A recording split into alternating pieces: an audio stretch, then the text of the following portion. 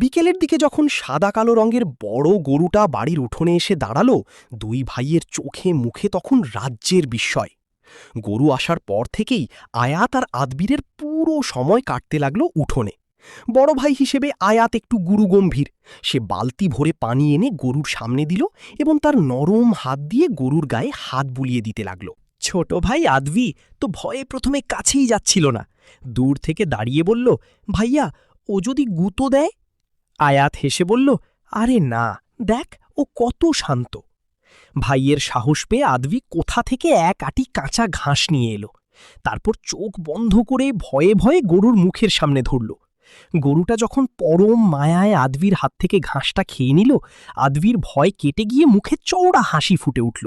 সে খুশিতে হাততালি দিয়ে বলল, ভাইয়া, গরুটা তো আমাদের বন্ধু হয়ে গেছে। তারা আদর করে গরুটার নাম রাখল বান্টু। ঈদের দিন সকালে নামাজ পড়ে এসে আয়াত আর আদবি তাদের নতুন জামা পরে বান্টুর পাশে গিয়ে দাঁড়ালো। তাকে শেষবারের মতো একটু খাইয়ে দিল। যখন বান্টুকে কুরবানি দেওয়ার সময় হলো, আদবির মনটা একটু খারাপ হয়ে গেল। সে কান্নাকাটি করতে লাগল।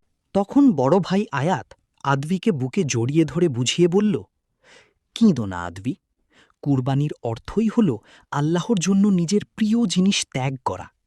আমরা বান্টুকে ভালোবেসেছি, আর এই ভালোবাসার জিনিসটাই আল্লাহর নামে উৎসর্গ করছি। এতে আল্লাহ খুশি হবেন। ভাইয়ের কথা শুনে আদবি চোখ মুছে মাথা নাড়ল।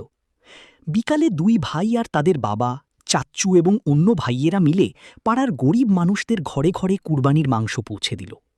মাংস পেয়ে যখন মানুষগুলো হাসি মুখে দোয়া করছিল, তখন আয়াত আর আদবি বুঝতে পারল, কুরবানির আসল আনন্দ শুধু নিজেরা মাংস খাওয়াতে নয়, সবাইকে নিয়ে খুশি ভাগ করে নেওয়ার মাঝে।